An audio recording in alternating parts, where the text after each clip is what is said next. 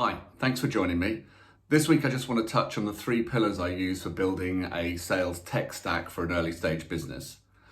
Those three pillars are data, automation, and record. Data's obviously got a little bit harder to find prospects in these GDPR days, but it's still possible to source companies and contact them. Now, it depends on which part of the world you're prospecting into because the rules of contacting via email change. In the UK, we can reach out to a company through legitimate interest as long as we use their domain and contact them. You're not allowed to obviously put them on lists. You're not allowed to spam them. This is for you getting in touch with the prospect in the hope that you have a service that you think meets a need that they might have. In other markets, it's totally different, and Germany is by far the toughest because there's a double opt-in required to be able to communicate with people through email in Germany.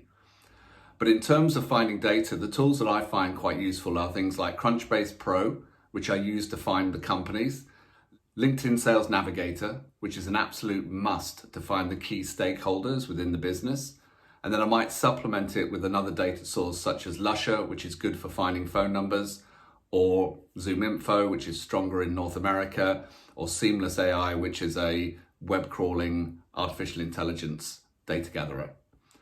So find one or several of those tools to help you find your data set. And that's the first pillar, because without knowing the prospects that you want to go after, you can't really get started.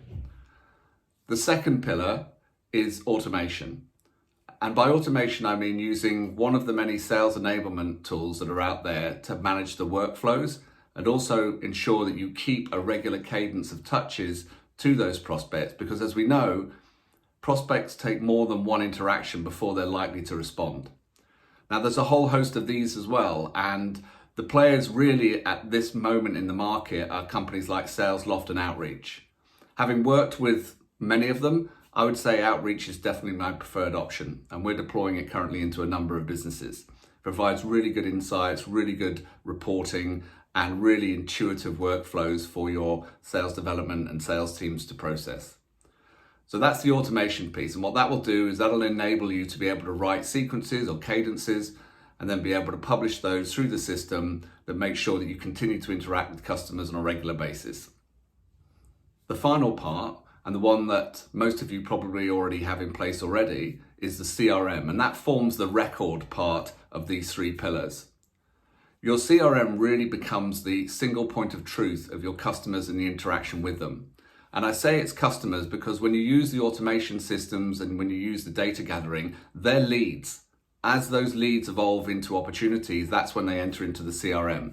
And that really should be the database of all the interactions that you ultimately have with those that become your customers.